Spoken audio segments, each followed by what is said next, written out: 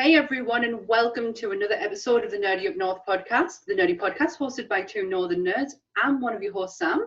And I'm the other host, Paul. And today is a nerd talk. She's singing already. I don't know if I'm going to, So today is a nerd talk on Jurassic Park, Jurassic Park, Jurassic Park, There you go. Cool. That was my song. I might break out of it a few times because it gets stuck in my head. I'm sure there's a comedian on, on some panel that did put words to channel the Jurassic Park, the theme tune, because it doesn't actually have words, but it seems like it should.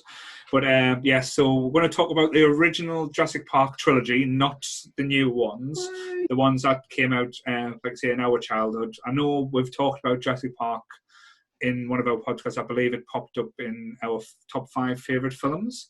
Oh, it would have at some point. It was one of yours, but it's one of the films from our childhood that made the cinema special. So we thought, made every kid our age group want to be an archaeologist. I think Indiana Jones did that for me, but I knew you were going to say that.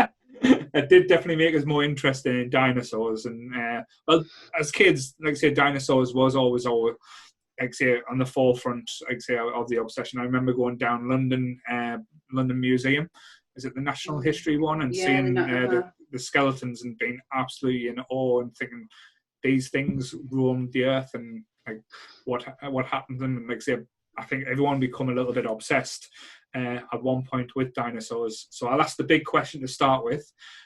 What's your favourite dinosaur? Brontosaurus. The one with the long neck. No hesitation at all. Vegetarian, tall, like me, even though I'm vegan, but still. Very tall and just beautiful and cute as a button. Yep, they are. A giant cow. Yeah, pretty much. Because a cow is my favourite animal. Yeah, so it was always split between the two. It was either a Triceratops or a Stegosaurus with the tail swiggling at the back.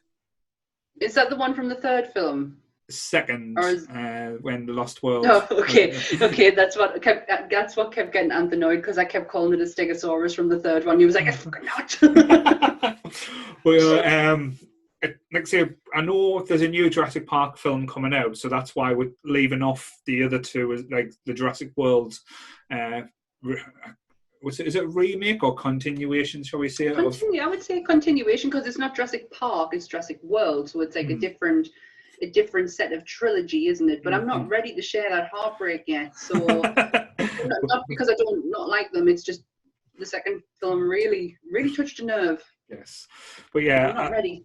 No, but just going back to the original 3, these films do have all the special place in my heart. This was, me going to the cinema with my parents.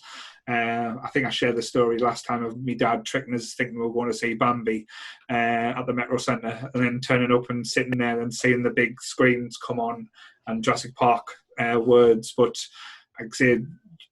it's up there with one of the best films, or should I say cinema experiences, that makes going to the pictures special to me. Even to today, I love going to the cinema.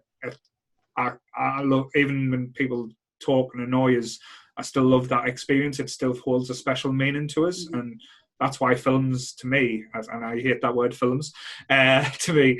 It's Tom's fault. You can blame Tom because I can hear it now, but you continue.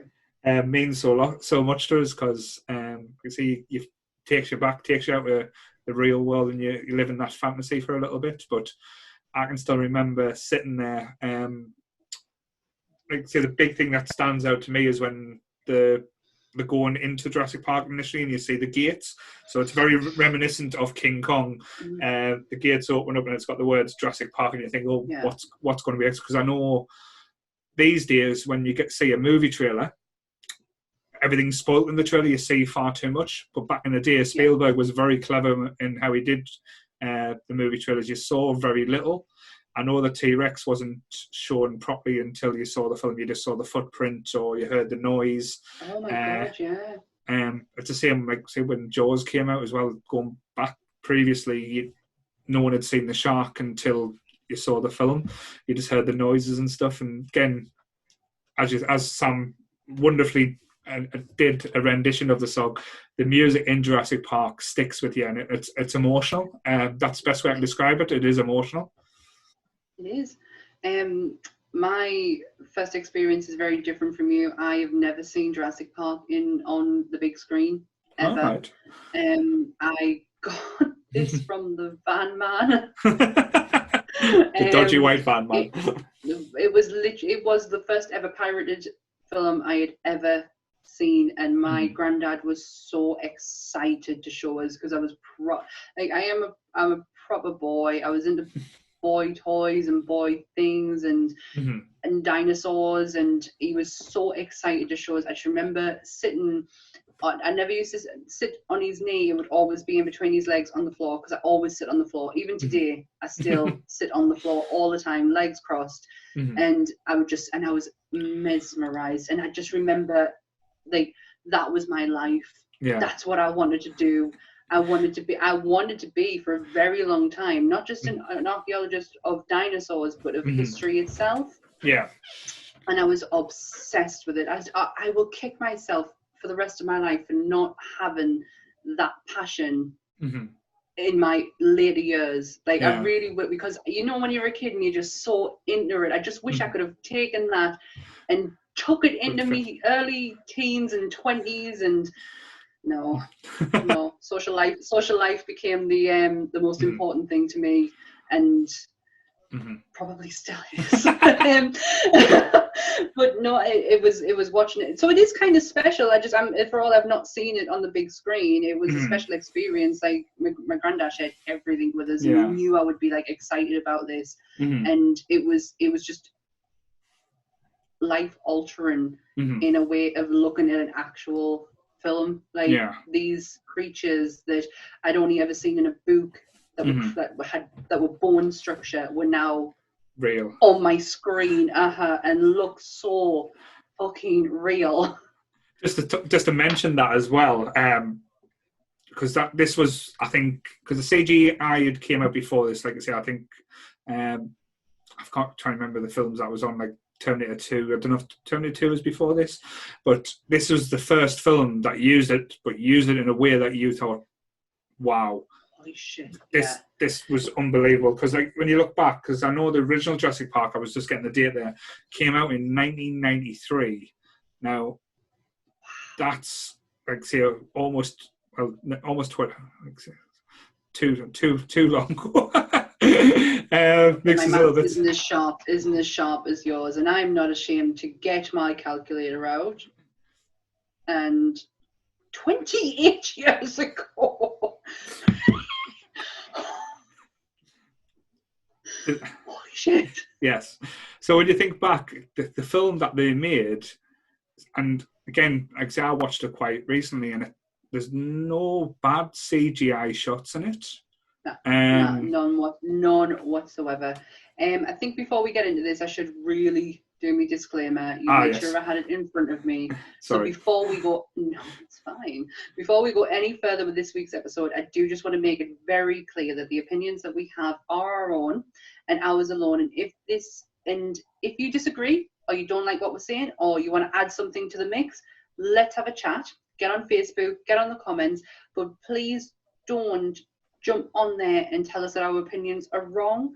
We can all agree to disagree, and we just want to keep the fandom. No, we want to keep. I always get this wrong. We want to keep toxicity out of fandoms. Certainly. There you go. Disclaimer done. Yes, like I say, we've done a good job of it so far. Like I say, we've not had too many arguments, so that's always been a plus. Well, it's been a plus side. And do you know what? With Jurassic Park, you're never going to get an argument out of me. There's none whatsoever. I can hand on heart say that each one of these films, even the third one, I used to absolutely love, and then it's only been my most recent watch. I just thought it's just not as good as the first and second, and I will get into my love of the second one because I've only just recently discovered it. But yeah, it just doesn't hold up. but it's not bad. Yeah, I think that my main problem with it, again, it's nothing to do with the filmmakers, what they try to do. They just told the same story, but try to use a different dinosaur. And the dinosaur wasn't as scary and it wasn't as interesting, shall we say. But like I say, we'll come to that because, like I say, that's what I wanted to discuss, like I say, about all the animals and stuff, because there were so many different key points. But for the first Jurassic Park, when you look back what they did and the cast, now for a cast for a film, I know it's a Spielberg film, the cast was absolutely spot on. Everyone was cast to perfection, like Sam Neill, Laura Dern, the amazing Jeff Goldblum, which you never thought, which I'm not afraid to say, he was a bit of a heartthrob in that film, which you never really think of him as a heartthrob or, like I say, as a sex symbol. But no, you might not. You might not. I saw the fly. I saw the fly in a very different way. Right, okay. He is an absolute. He is a god. That man is a god. But his character, not just through the first, second, and third, but the new ones as well, is always fucking right. He was right the whole time, and every time me and Ant watch it, we'll always go, and he had it right. But what was he said? Was he a mathematician? Was that So he looked at things in a logical, mathematical. That's how Ant described it to us, because I didn't quite understand what his job was. Yeah. But he was all to do with like problem solving with maths and stuff like that. You can correct us in the comments if I'm wrong. That's how I understood it. Yeah. Dr. Ian Malcolm just was the voice. Do you know what? Screw his job title. He was the voice of reason. But he had the best line in it as well. Like I say, life finds a way, and that is so prominent through all. Well, like I say, the Jurassic Park films. Like I say, it was so simple but well put. Well, the best line throughout the whole film is done by the gatekeeper. I can't think of what his name is, but he is dead. Mm-hmm. There you go. There's my he is dead for now. No. Sorry, he is dead. No, it's clever girl. Yeah. And shoot her. He has two of the best lines. Shoot her and clever girl, and it just I love it. It annoys the pants off when Ant says it to us, because he'll say it in a way that really grinds me gears, like clever girl, well done girl. And I just want to punch his face in. But I can't think of the actor's name. Died shortly. Bob Peck, was it? Yeah, didn't he die shortly after Jurassic Park as well? It wasn't long afterwards. As we have just talked morbidly wise, we'll just take it a little step further and we'll talk about Dodson, shall we? Do you know about Dodson? No, I don't. You don't know about Dodson? No, tell us a story. Oh my God, the guy who played Dodson is in jail. I think it's like he's a sex offender or he murdered someone. Yeah, he's in prison. He's a bad man. Alright, okay. I'm gonna have I thought you might have known. No, I don't really have a list of sex offenders. Very available. Well, Dodson, that's it. Lewis Dodson. He is oh my God, Cameron Thor. Yeah, he's a convicted sex offender. All right. And he was arrested and sentenced in 2016 for the assault of a 13-year-old girl. He is a bad man, but that's the morbid bit out the way with. Yeah. So I'll stop. Yeah. Oh well, that's. But I was just going to bring up as well the absolutely brilliant cast of Richard Attenborough in this film. I don't think it would have worked as well if you didn't have someone with his style and like grandeur to it as well. Yeah, and his overall energy as well. Like he was his excitement and stuff. Because anyone else in that role, that could have been really cheesy, really like flat or villainous as well. Yeah. And that's not him. He wasn't he's not a villain. He's just a dreamer, and he had the money to make his dream come true. I think Richard Attenborough in this was And I love the fact that he's in the second one too, even if it's just for a bit. He's still there, so there's still that connection. Mm-hmm. I think you're right. I think anyone else could have overdone it, like chewed the scenery, like a big style, and he just had that lovely level of, because he's Scottish, isn't he? That Scottish accent he had, or am I making that up? I'm not sure. I don't. It sounds it sometimes, but I could be wrong. Yeah, I think that was probably one of my, like, I've got very little gripes with Jurassic Park. To me, it's the almost perfect film. But the only thing I can say that I've ever like winced at a few times, like I'll mention them.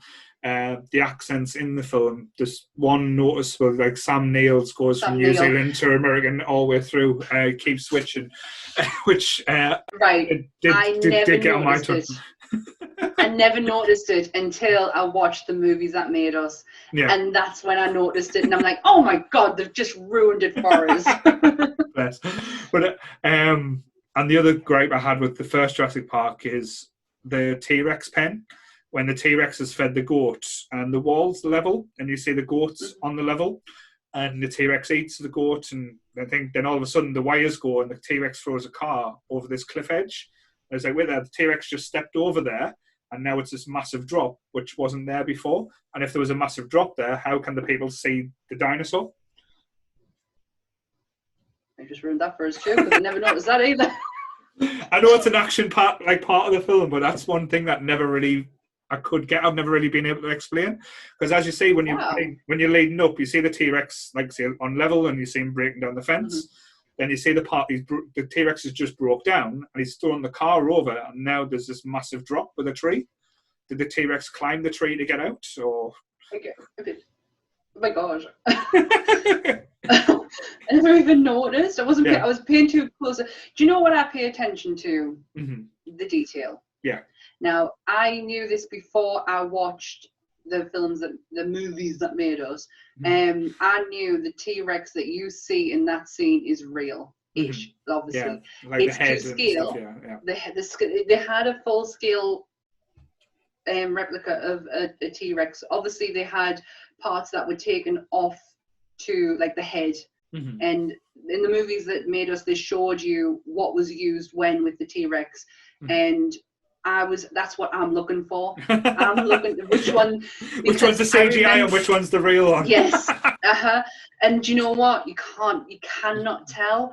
I always remember reading, because I love reading like stuff about what like happens on movie sets. Yeah. And this one particularly, because I do like anything to do with animatronics and puppetry to be used in movies. Yeah. And it was saying how that the cast and crew would be having their dinner, like having their lunch break on tables where this massive T-Rex is standing behind them. And because they were shooting when it was a raining scene, there'd be water that would get into the animatronic and just restart its program. So it would start swishing its head about and, you know, going into the program that was set up in it for that scene. And I was like, it might not mean anything to anyone else, but stuff like that just like excites my brain. Like, I love it. I get so interested in stuff like that.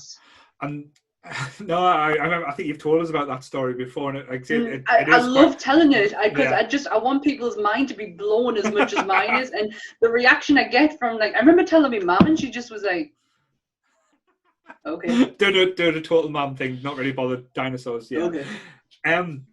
Again, just going back to, like, say, the general how the build of the film works for me, and I think this is a big thing of why I love the film as well. It's such a slow burner. They don't just chuck everything in straight away.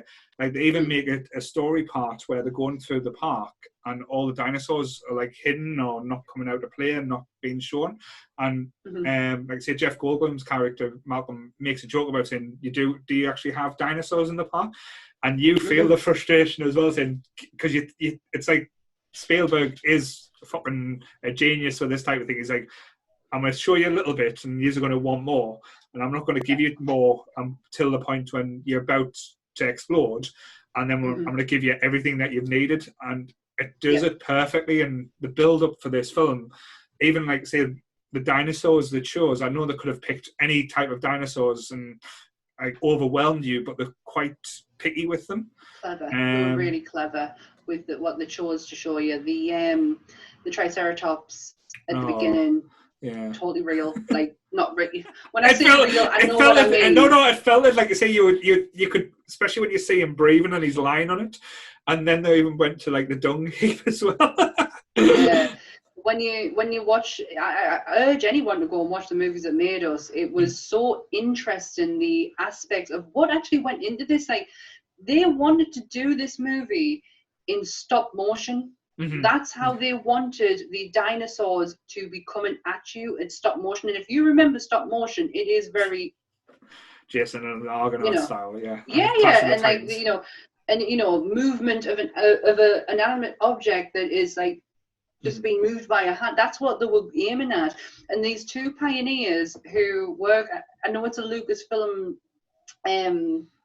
like CGI. Ant did say the name of it, and like it's massive within the industry.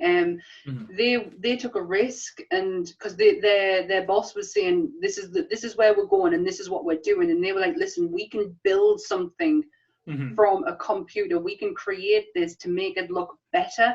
And they created a skeleton, just the skeleton of a T-Rex, but in CGI, and they made it run. Now, I know 2021, that sounds ridiculous, easy as anything. Like, I think my nephews could go on a phone and do something like that. Yeah. But in the like late 80s, early 90s, this is not heard of. Yeah. And they did it at such great time. And when Kathleen Kennedy, the executive producer of Jurassic Park, walks in and is being shown the stop motion stuff that they are going to be using, and sees on a monitor to the side of her this boned T-Rex moving, and it excites her.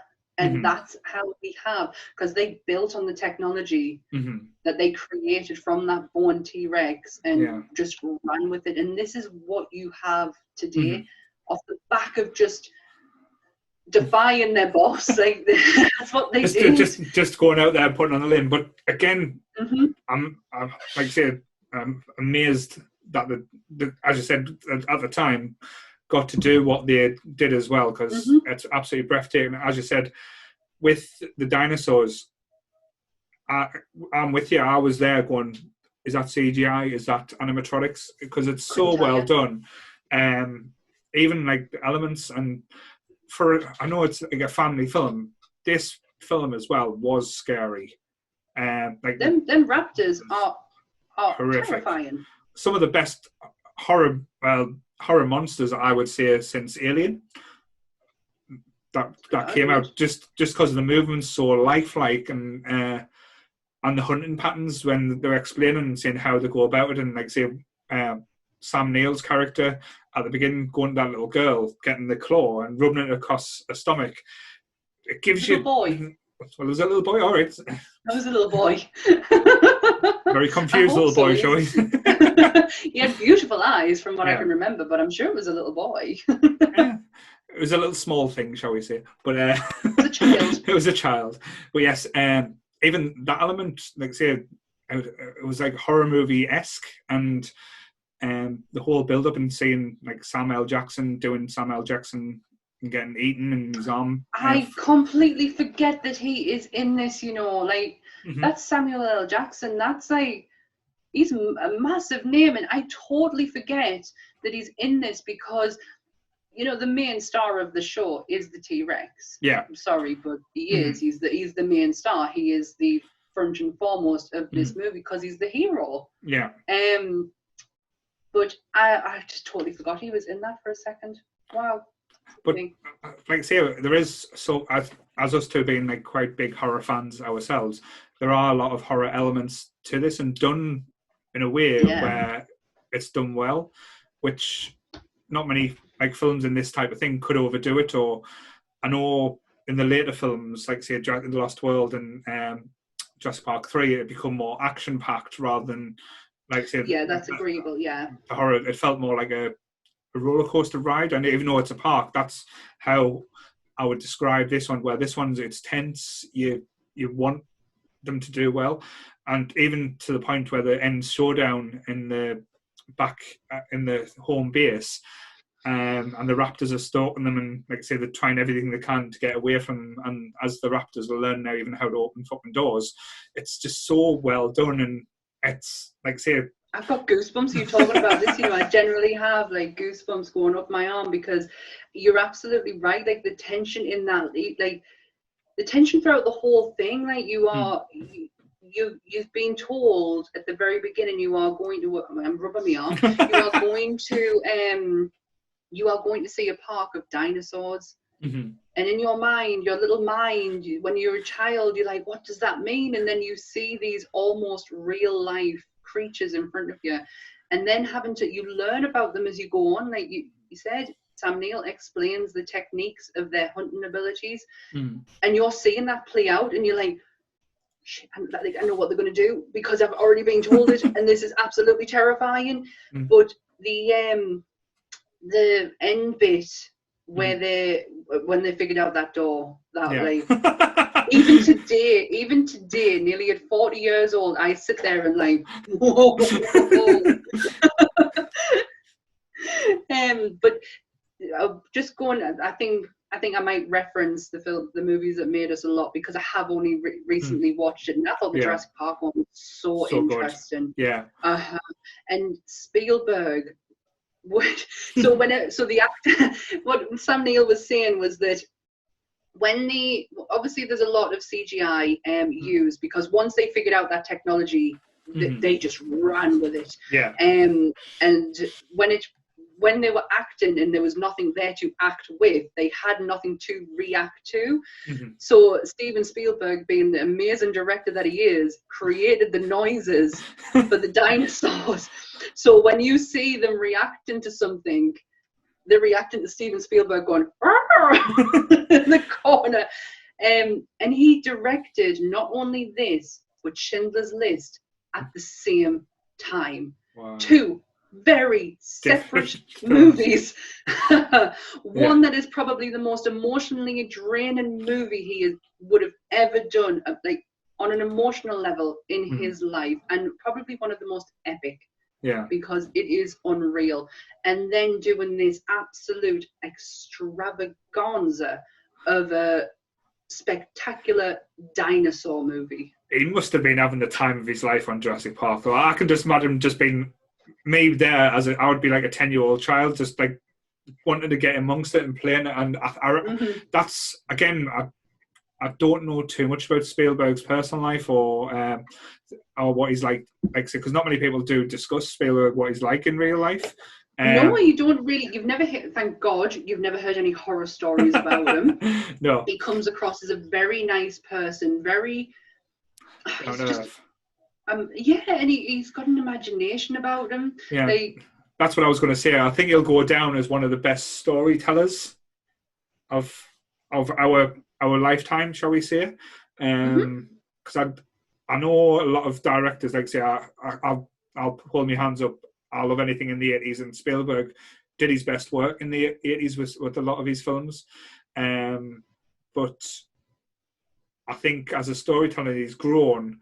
And some of the things he's doing, like say later as well, like Saving Private Ryan, is more mature and stuff. But he's always good at spinning the yarn and taking you on that journey. And Jurassic Park, it could have been just like a monster mash where, like say, it could have been a B movie. That's the best way I can describe it. Could have. But I hope you laugh when you hear that back. How you said Jurassic Park there. You're Jurassic Park. Jurassic Park. Park, it really made us giggle. I didn't want you to see us laughing when you watch it back. It's alright. I'll pick on you later. It's okay. But, fine. I'm fine with that. You've got plenty to choose from. What was I going to say about Spielberg? The storytelling aspect of Jurassic Park is not just the storytelling, but the scientific background behind it is quite. You could correct this if I'm wrong here, but I'm sure I read that it is actually quite spot on. I think at the time it was behind it. I think as the time it came out, either it was announced either just before or a few years before that they'd find DNA in the mosquitoes, like I say, in the way that they described. I don't know if there was basically enough to do to the level of creating dinosaurs. I don't think that's possible. But like I say, I think that did get announced. I remember reading it as a kid thinking, wow, we're going to have cloned dinosaurs. But the whole aspect of it as well, again, I know I'm skipping huge chunks, but that end scene with, well, not quite the end scene, like because I know when they're flying off the helicopter, they see the birds flying off, but the scene where the Tyrannosaurus, the T-Rex wins and roars and the banner falls and stuff is so amazing. Like say, as a kid, I got teary as well. Like that just blew my little head. Like say that T-Rex that we thought was the big bad saved them, and he was the hero. And this film made me say the word T-Rex as well, because I used to always know it as Tyrannosaurus Rex. So we never used to call it a T-Rex as a kid. It was only till Jurassic Park till they referenced it. But it used to be one of my recurring nightmares as a kid, you know. The T-Rex. Being chased by a T-Rex and trying to hide from it. And yeah, it used to be one of my recurring nightmares. And then when I got a little bit, like the only way I got around it was by looking at the size of its arms. This is my little hand, my little strong hand. My strong hand. And it really it changed everything to where I stopped having these nightmares, because the head size alone and the size of them teeth used to really freak me out. But he was the hero of, and you are in your head, even watching it as a kid, watching it now, you are still in your head going, yeah, you got him. Get them pesky raptors. Yeah, which again just is amazing, like storytelling. Like you don't expect it, and when it happens, it's just brilliantly done. Yeah, I'm sure they said on the movies that made us that he was not intentionally a hero, and the shot at the end was changed to the one that you see now to make it a hero's gesture. Yeah, because it wasn't going to go down that way. I think he was just going to walk off. I don't know, but they did change the end scene to make it as like that heroic and that raw as well, like to say, I won, bitches. Life finds its way. But yeah, that was, as I said, almost a perfect film for me. Like I say, Jurassic Park. It was clever. It wheeled you in. Had a few twists and turns. The second one is a bit more straightforward, I believe. When I watched it back, I didn't appreciate it at the time, because when I watched it, I wanted more. Well, I just wanted a carbon copy of the first one, and they did try and be a bit more different with this one. This one, I know you had the King Kong feel with the gates, but this one felt more like King Kong movie, if that makes sense. Yeah. Where the big monster, and they take it back to like I say, mainland. That makes sense. Oh, go on. No, that I was just saying, like I said, that had to me that the King Kong element, but also, as I said before, it felt like a theme park ride when you're watching the film, because you initially get that's where I think it's a little bit weaker, because it doesn't build. It's straight in. You see they get on the island. You see these little dinosaurs attack the little girl. Like I say, my wife Nicole's favourite little dinosaurs. I don't know what they're called again. The Gallimimus or something. The little things that tiny ones. Yeah, she loves them ones. But then straight getting the island with it, when Ian meets Sarah, Julianne Moore's character, and they're attacked by the Stegosauruses. Then to see the other dinosaurs, they do the big breakouts, and then they get attacked by the T-Rex. It seems to be only having one gear. It's like doesn't kind of build. It's like on fast all the way through, and it kind of gets a little bit exhausting. I kind of have to disagree with you in the kindest way possible. No, it's fine. I remember watching this on it was a Saturday movie night when I lived at Hunter Street, around just 2 seconds away from here. Saturday night, and I just remember it being so boring that we just ended up ripping the piss out of it. The four of us, my mum, dad, my sister, just ripping the piss out of it, and just. And that's the memory I had. Was it was shit, it was boring, it wasn't the first one, you know, because that's what we wanted. We kind of wanted it. We did it for all we won't ever admit it. We wanted a carbon copy of the first one, and we didn't get that. Certainly. And then me and Anne went through, not long ago, we sat and watched the first one. Actually, we watched the first one of the new one, and we were like, do you know what, let's just go back. Let's go back and watch the first, second, and third one, and then we'll watch the second one when I'm ready, because I'm not ready to watch it again. And we obviously watched the first one. It's a masterpiece. I know you say it's almost perfect. I didn't notice any of the imperfections until now. So it is for me a perfect movie. Film. Yeah. It is the perfect movie. It is from start to finish. You are just in it. You are loving it. And you don't want it to end. Then we watched the second one, and I was so skeptical about it. I was like, I'm not bothered. I'll watch it because we said we were going to watch the first, second, and third. And Paul, I was totally blown away. It had a Predator feel to it, and I love Predator. Right. I would go so far to say that I have some massive love for Predator, and it just had that feel of it, of like these like Pete Postlethwaite, and he was I was going to say like another dead person for you there. He's dead. I wasn't going to bring him up because he's a sore one, but he is dead. But no, it's like it had that Predator feel to it. You are right, total King Kong vibes. And I love the fact that everything Ian had said in the past and what he was saying right then was all true. It was action-packed. It was adventurous. I loved every second of it. Like, I just remember it finishing going, wow. Yeah. Like, I have no words, but wow. It is, I loved every minute of it. See, I think, again, not this, because like I say, I do really enjoy this film. Again, it's not one of my favourites, but it's like a film I would go back to and I do enjoy.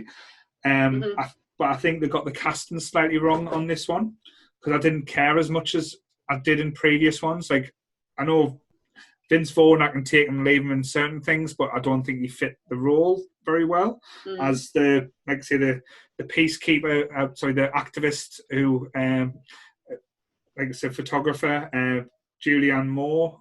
Again, brilliant actress, but I didn't quite buy her in this. Is she though? Like, I actually get what you mean. I don't find her that great, and it's probably because she left a bad taste in my mouth when playing Clarice Starling. Oh, right. I knew she upsetting you with Clarice there. I knew that was going to come. But, it just that she left a bad taste then. I didn't think she was great in The Big Lebowski. So that's what I'm basing it off. But I don't think for me is not a great actress, and they could have gotten anyone to play that part. Yeah. That's the thing. Again, interesting people in it was, again, Jeff Goldblum's character, who he could put him in anything and he would be a good actor in anything. Like I say, he's just recently, because that man is a god. Yeah, well, he's a god. He just blew us away in Thor Ragnarok, in a role that I never expected him to see in the Marvel universe. Nah. And again, he was absolutely brilliant in that. But Pete Postlethwaite, again, when you see him, his character was really interesting, and he was kind of shortchanged a little bit as well. I wanted to see more. I wanted to get into depth with that.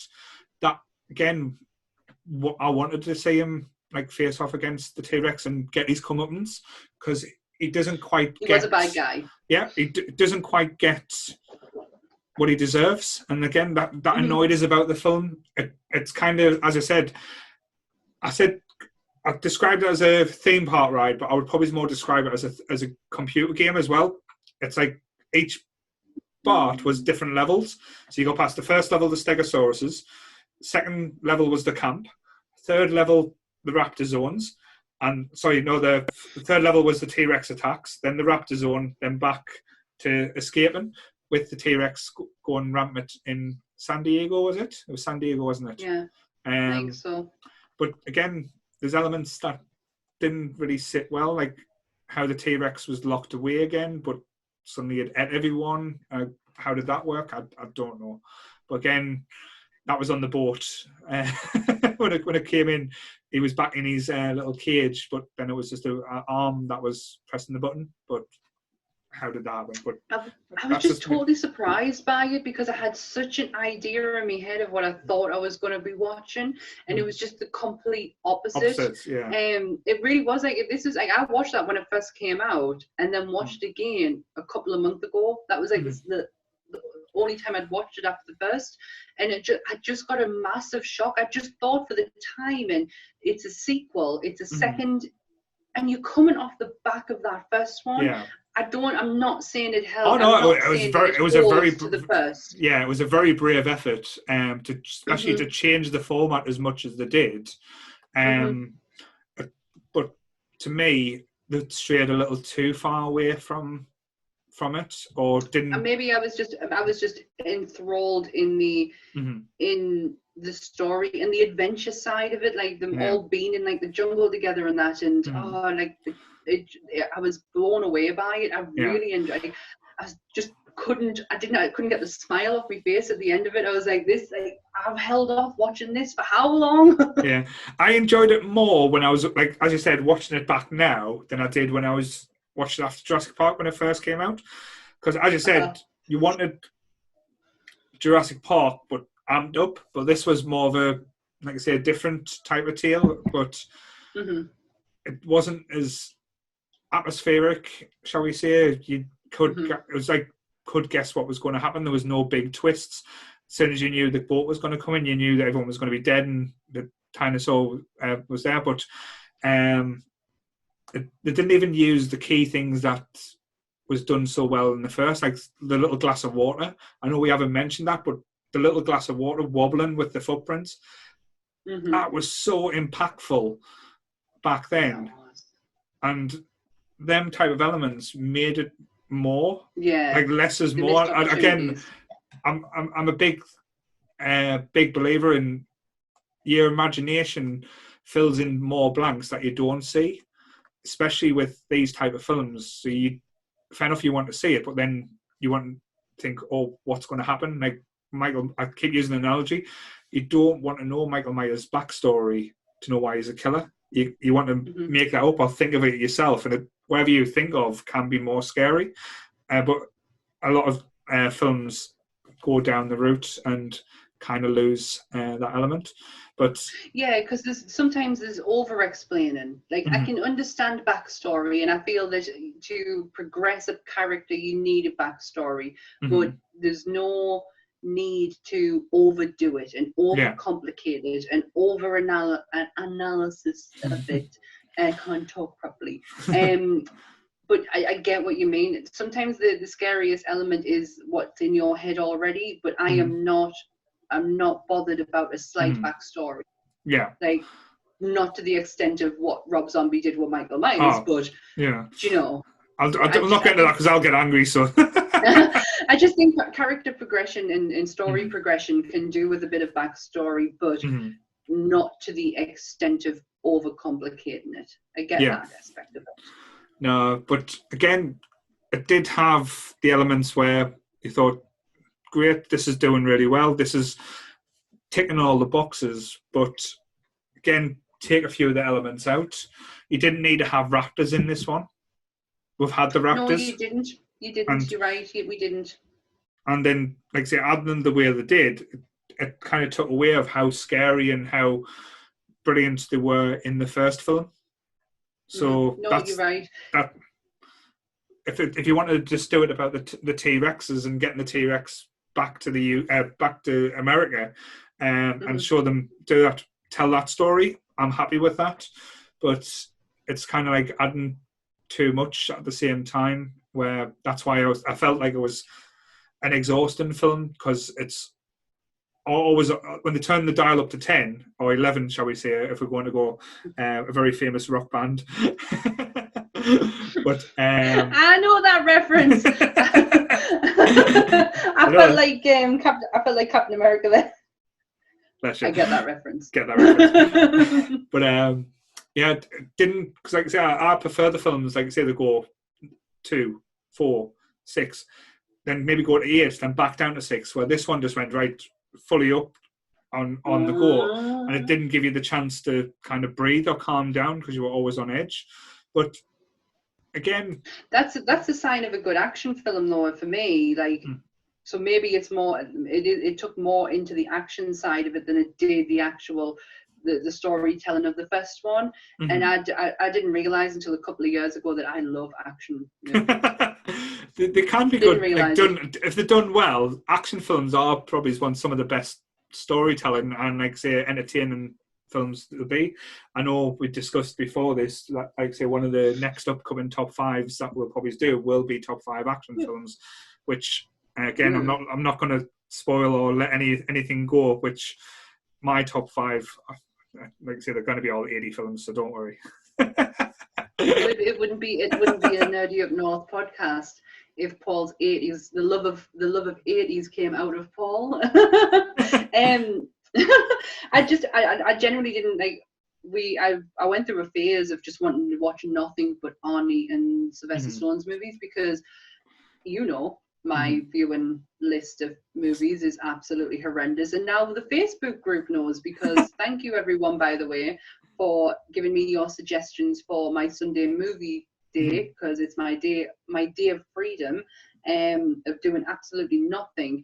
And bless somebody, they put a list on, and I'm like, I'm bad, but I'm not that bad, because their first one was Silence of the Lambs. But I went through this phase of wanting to catch up with all these action films I never watched growing up, and that's what it felt like watching Jurassic Park 2, was that excitement and that go go go go. So I was probably taken in by the action of it than actually what everything else I should have been paying attention to, and I'm fine with that. If that's what I took away from it, then that's great. If that's why I enjoyed it, then I'm fine with that. Oh no, I'm always happy with someone get that type of enjoyment. But I think they missed the trick. As you said, it's an action film where it should have been in a horror. That's where the first one done well, because it used horror elements subtly. And if you're doing a monster film with giant fucking dinosaurs, make it scary. That's the main thing. Yeah, you're right. But I've noticed the more we talk, the more red my face is getting. And it's not because do you know what it is? It's because I've been outside all day. You caught the sun. And I have definitely not caught the sun. But it's like my face reacts to fresh air weirdly, and I think like, and it just keeps catching me. I'm like, whoa, you're so red. It's not me getting heated through this. It's literally because I have been outside today. Don't worry, Sam's just getting excited talking about dinosaurs. That's all it is. I love talking about dinosaurs. I love the fact that we have this as reference. I know that sounds ridiculous, but we don't, like, when it comes to the dinosaur era, like, we have drawings and cartoons and that god-awful cartoon, The Land Before Time. We have that. Oh, it's a brilliant film. It still makes us cry. No. It's heartbreaking. I'll never watch it. Sharktooth and Bigfoot. That's a Littlefoot. Well, Littlefoot. And I always, whenever we see the Triceratops on Jurassic Park, I always call her Sarah. Right. But I will never watch it again. It broke. Like, I have never felt pain like it when I watched that. There's even a song on there by Diana Ross. Won't listen to it at all. The movie breaks my heart. The fact that it's something that I used to watch with my granddad breaks my heart. Again, like, my granddad was so influential in my movie experience as a kid. Like, you will, throughout this podcast, you will hear that I watched it with him, or he introduced me to it. Well, I've totally lost the point of what I was getting at now. No, it's fine, don't worry. All I was going to do is moving on from that point then. Let's talk about the third one, because everyone always dismisses the third one and say it's the worst one. I disagree. I don't. I totally disagree too. I remember going to see this at the cinema, and I really enjoyed it. Yeah. But when I rewatched it again a couple of months ago, I was like, that's really weak. I think it felt really short. Weak.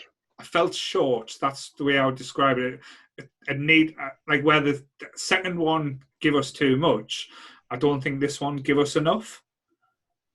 Yeah, I agree. There's the storytelling to it, and obviously you've got Sam Neill in, which is just brilliant, like great in itself. I love the fact that we get to see what's his character's name? Whoa.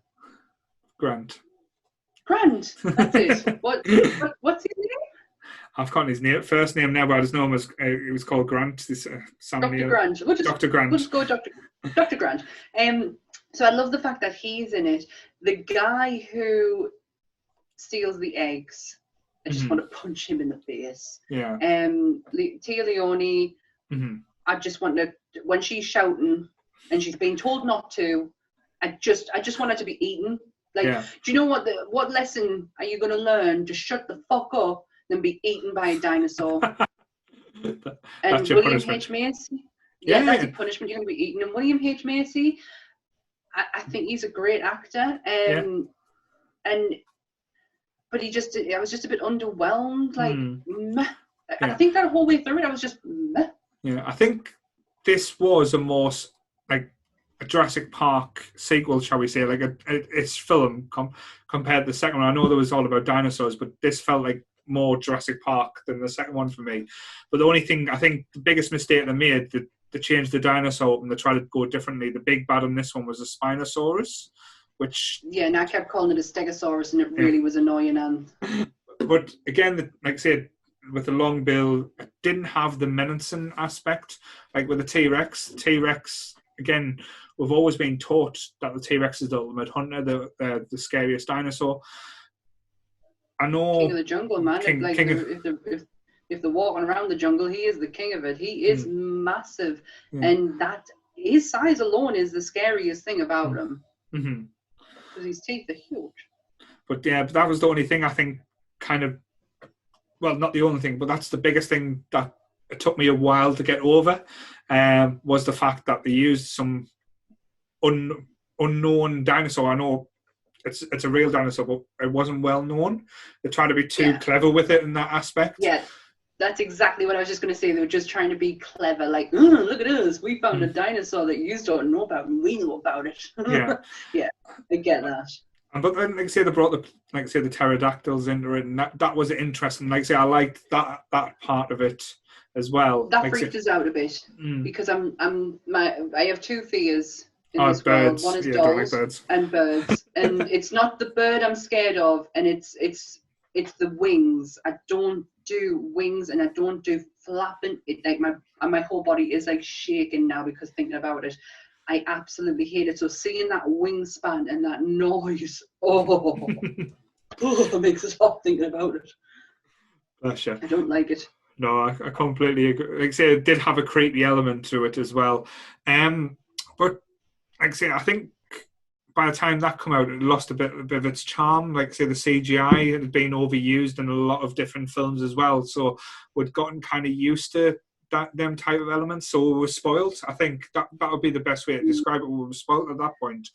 But again, I just think coming off the back of the second one, like, because I literally watched it one night, like 3 in a row, and I'm so amped up of the second one that we get into the third one, and I'm like, just wasn't there. Nah, there was just something missing, and I don't remember feeling like that when I went to see it at the cinema. No, but I remember coming out actually amped, and I thought it was great. But I think both films missed out on as well as like someone to truly hate, because the first one had that brilliant cast, and I've forgotten his name. I'll try and get his name up because actually I've got to give him his due. The bloke who steals the DNA. Yep. You don't know the magic words. So creepy. What's his name? Because he's done loads of stuff. Like I say, he's not a big actor. You've seen him in pretty much a lot of 90s films or like 90s TV as well. Wayne Knight, he was called. Yeah, Wayne Knight, he was called. Wayne Knight, that's it. Yeah, he's in Dirty Dancing too. Yeah, he like Dennis Negri. Negri. Needry. Am I saying that right? Needry. Yeah.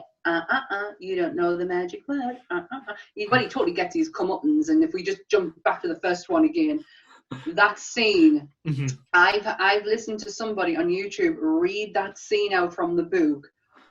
Holy shit, did they downplay that scene? Because if they put in what actually happened in the book, you would be looking at a straight up horror film. Yeah.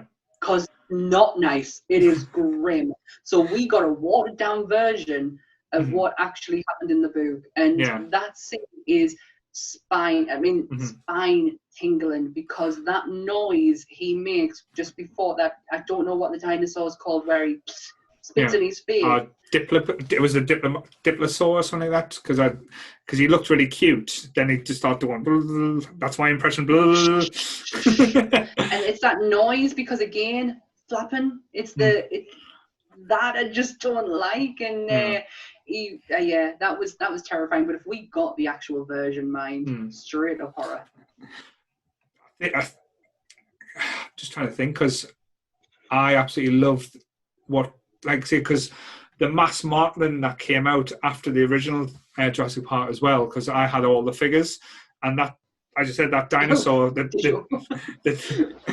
to show off, the dinosaur, the spitting one, that actually did come with where you squeezed on its belly and put it in water, and it sucked in the water, and you pressed it, it used to spit.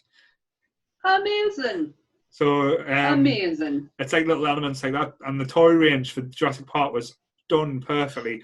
I know Vic of The Girl Strikes Back. She recently showed that she picked up a Tyrannosaurus Rex, and it's amazing because the one I remember as a kid, it used to have a little bit on the side. You used to pull off and expose its rib cage, like the raptors got to it and stuff like that.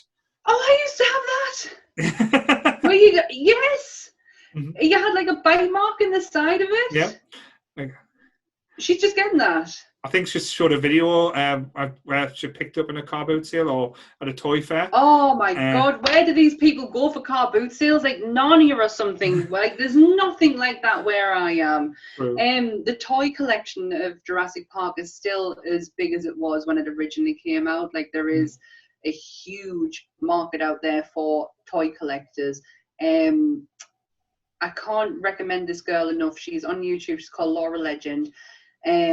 She has a massive Jurassic Park collection, and she even recreated the meal that they did. That they had the fish meal they had, that they're sitting down at the table. She'd get some Jurassic Park plateware that looked like something that would be from the restaurant, and she recreated the meal. And she's fantastic. I love Laura. I speak to her occasionally on Instagram. But her Jurassic Park, her whole collection in general, but her Jurassic Park one is amazing. Absolutely amazing collection. It's a market that's like, it's so big. Like, where do you even start collecting? Like, it's so overwhelming.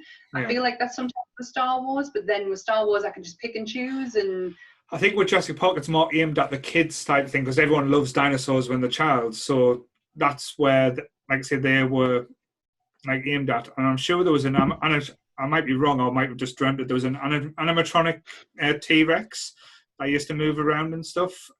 If there is out there, if there hasn't made one, they should, because I would buy it. Let's now. make one. Let's make one. But as a trilogy as well, as a trilogy of films, films. How do you think? Where would you say it stood up to, like, say, the big trilogies? Like, say, this. If you go back to like Star Wars, Indiana Jones, Back to the Future, Lord of the Rings. Sorry. Oh, wow. That's hard. Okay. Yeah. So this is probably going to be a very bold statement, because you know how much I love this trilogy, and we're not talking about Lord of the Rings. I would put it a little bit above Star Wars. All right. Interesting. I love Star Wars. There's nothing in this world that can take that away from us, because I have such a love for it that I don't think I'll ever lose it in this lifetime, ever. But there is just there is just something so special about that first one, and maybe it is the memory that I have of when I first watched it. That will, it just ever so slightly. So maybe just like that. If you're on YouTube, it's literally like just like that. Just that. I have such a undefined love for it that there's nothing anyone could say would turn us off it. I can listen to opinions, and I can take opinions on and actually go, oh yeah, you know, you're right, that changes how I view something. You can't do that. No, it can't. It will never change the way you felt when you first watched that film. And as you said, as we've said many a times, that opening, like, and even when the music comes on as well, you get goosebumps. It takes you back to when you first watch it, which not many films. John Williams has a way of, with music, to put you, just get you emotionally charged. The scene where where Ellie and Grant first see the dinosaurs, and you've got the slow build up of the and you've got that building up, and then it breaks out when honestly I get emotional thinking about it. I have the Jurassic Park soundtrack, the main theme, on one of my playlists. I have a movie playlist, and that's on there, and it's 5.5 minutes long. It's not long enough. But I get teary. Yeah. When it's building up, and then you've got that beautiful like burst into like the main theme. I'm like, driving my car. Oh, don't crash. Don't crash while you've got Jurassic Park on. How do you explain that to the insurers? Jurassic Park made us crash my car, but no. It made me cry. Yeah, like I say, when I watched that, I probably, as you said, I didn't want to be an archaeologist. I was probably a paleontologist I was more interested in. But Indiana Jones holds my heart for that one. But again, that's for another podcast. Yeah, that's a whole different kettle of indie. So where is it for you? Because I think as a trilogy, on a trilogy, it's probably in the middle. But when you take the first one's always going to be, if not top 5, top 10 films that I would ever like. I would always recommend or say would go back to. I don't think anyone, for feeling wise and experience, it's up there with seeing Star Wars, Empire Strikes Back for the first time, seeing Temple of Doom for the first time. Like I said, them are the films that bring back the raw emotion. Like I said, probably up there with the Goonies. But no, I don't think it'll ever be replicated what I felt when I saw Jurassic Park for the first time. Yeah. Just because I know they make the same joke when they made Superman, the Christopher Reeves. You believe the man could fly. I believed dinosaurs were real for that split second. Yeah. That's what brought it back, and I think that's what's got the magic about it as well. I totally agree. I had a feeling that yours would lie in the middle. I love, like, I don't know. It is in the top. Yeah, but it's just, I think as a group of films, there's better trilogies done, like Back to the Future. Again, a lot of people argue is near the top. Indiana Jones, I don't class the Crystal Skull because that shouldn't have happened. That as a trilogy, like say, is absolutely unbeatable. The films, like say, we'll talk about it at another time. We will. Because Indiana Jones. Unpopular opinion here. I'm not that big. I like them, but I'm not that big of an indie fan. So it'd be a very interesting conversation to have there. Yeah. If I'm going to rank. If I was asked to rank trilogy-wise, it would definitely be either above or just below Star Wars. Like it would just because Star Wars is like Star Wars. It's a given. It's an obvious for me. But it's just so close because of it's really because of the first one, and now how I felt when I watched the second one for the second time. Yeah. Like I'm looking like nearly 30 years on, and I got excited like the same way I did when I watched the first one. Granted, it did not make me want to go and be an archaeologist, but what it did do, it made me pumped up to the nines. I'm like it's going to hunt some dinosaurs. Well, put it this way as well. I know you've said you've not seen it on the big screen. In 2 years' time, it's going to be its 30-year anniversary, so we probably will see Jurassic Park on the big screen again, and that would be an experience to go into. So I've seen it twice. I've seen it when the original came out. I've seen it when they brought it out in 3D. They did a 3D release a few years ago. Right. That was interesting, but I'd imagine. Yeah. I'm not a big fan of 3D, and it's just because I have very sensitive eyes with motion movement, and it would just. Mm-hmm. I get taken out of it. Don't get us wrong. I would probably try and sit through it, but I would just eyes would be all over the place. I remember me and Carolyn we're going to get tickets at the Sage because they were doing an orchestral. Oh yeah, I've done that a few times. I think. Yeah. I don't know if it was a movie watch along or it was just the sound, just an evening with listening to the soundtrack of Jurassic Park. But either way, I would have bawled my eyes out. We couldn't get tickets for it. It's sold out, which is a given. Like that's huge to come to a city near us. But yeah, I would probably just be an emotional wreck. Like I can cry. I cry at the theme song in my car. Can we, before we start wrapping this up, can we just talk about the Jurassic Park theme park in Florida? Because I've been. You've been. It was very. Did you not weep your eyes out when you walked through them doors? It was weird because I can see when you saw. Got very emotional when I saw the gates. And I was like, this is amazing because as when they do in America, they do everything detail-wise perfectly.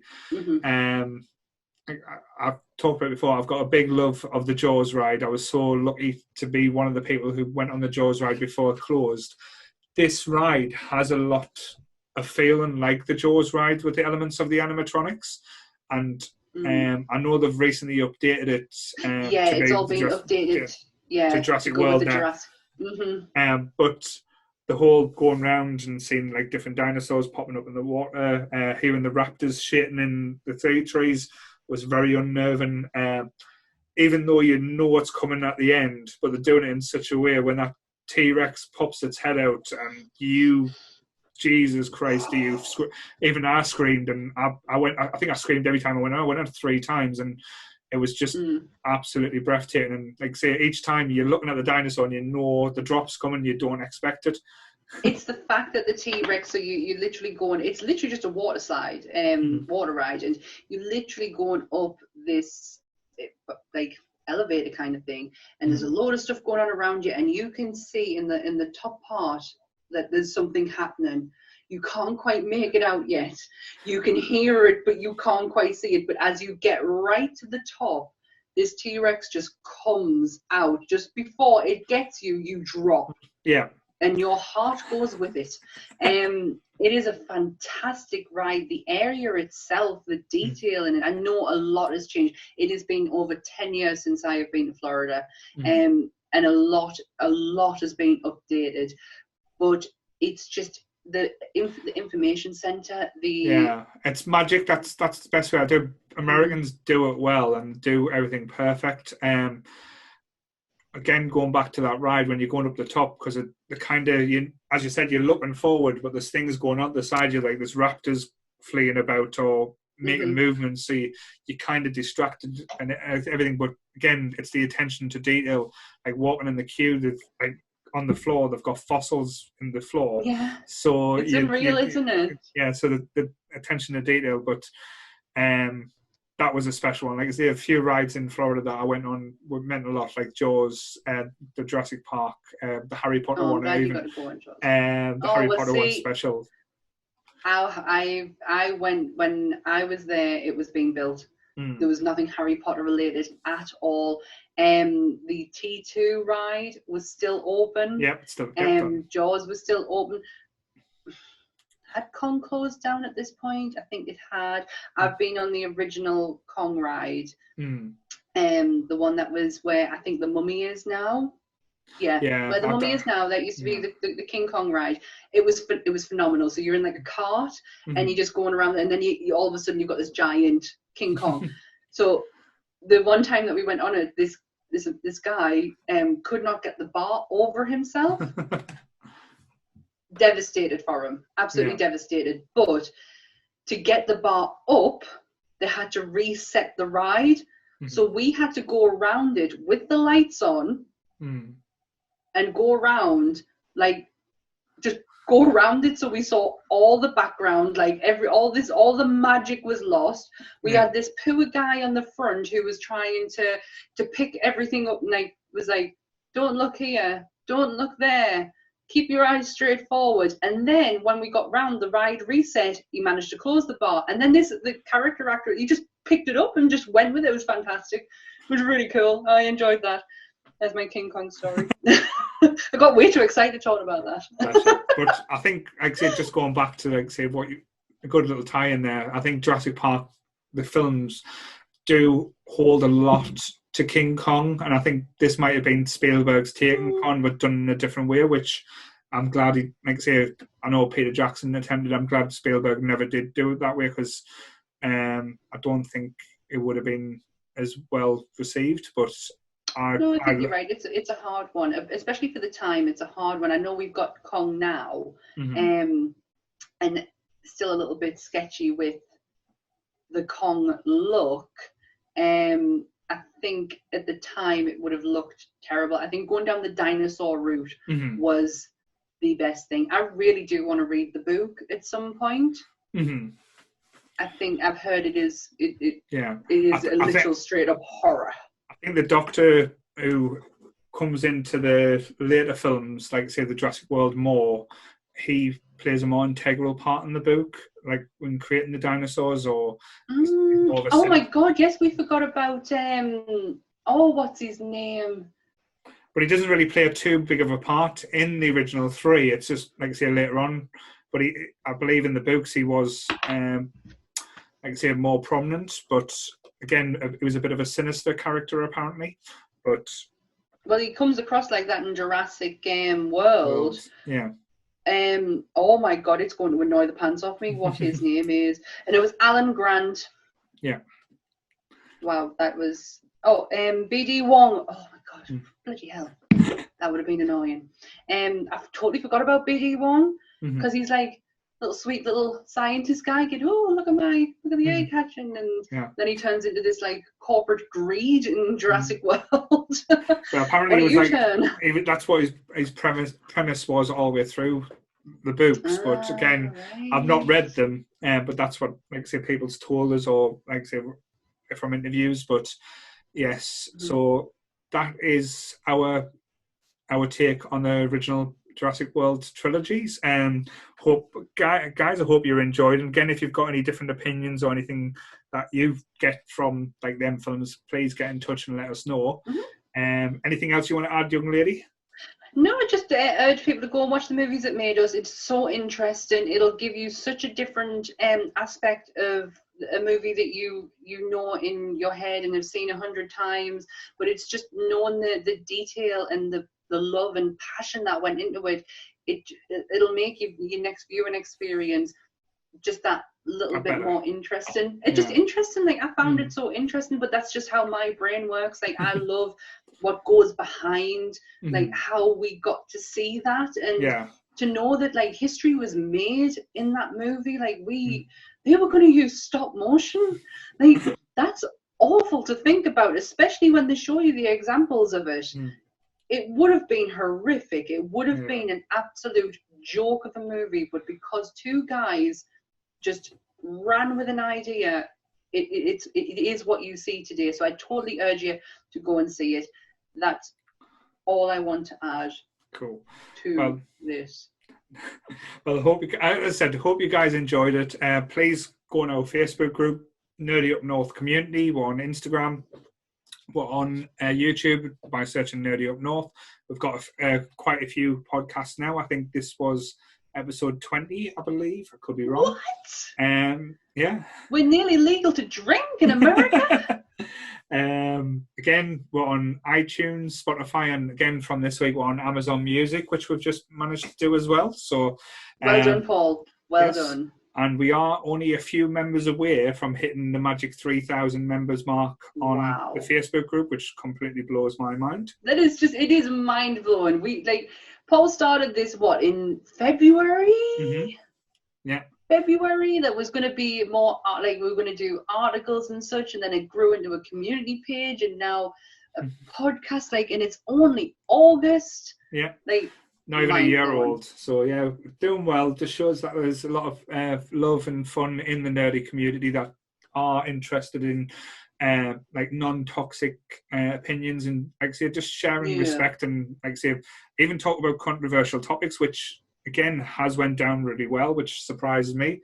No one's been a dickhead. It's been handled so beautifully, because this is the best part about the community page, is that we all understand each other. You don't have to be a dickhead to get your opinion across. You can have an open discussion with somebody. You can agree to disagree, but you don't have to be a knob about it. And I think that's the beauty of the page, is that that's what we've come for, and that's what you're getting. You're not getting the toxic behavior that you would with other groups. I'm not going to mention any names, but it is out there, and I have not seen an ounce of it in our group at all. It's so lovely to see. But yes, like I say, we'll be back in again in a week's time, and I think next week we've got a new guest on there. So our number one poster from the Nerdy Up North community, she's got the mug to prove it as well. And next week we'll be discussing our top five. We're going back to top fives and top fives feel good movies. So. So what gets you in the feels? Yeah. Yes. I've got the assignment right. So top 5 films that you basically enjoy and makes you feel good, basically. So it could be anything. Could be a horror film that makes you feel good. Could be a cartoon. It could be. Well, that's a good range, isn't it? That's a great range. Not going to pigeonhole ourselves into a box with that one. Oh, no. I'm looking forward to that. Cool. Right. So thanks everyone. Same bat time, same bat channel. Stay nerdy, everyone. Bye. Bye.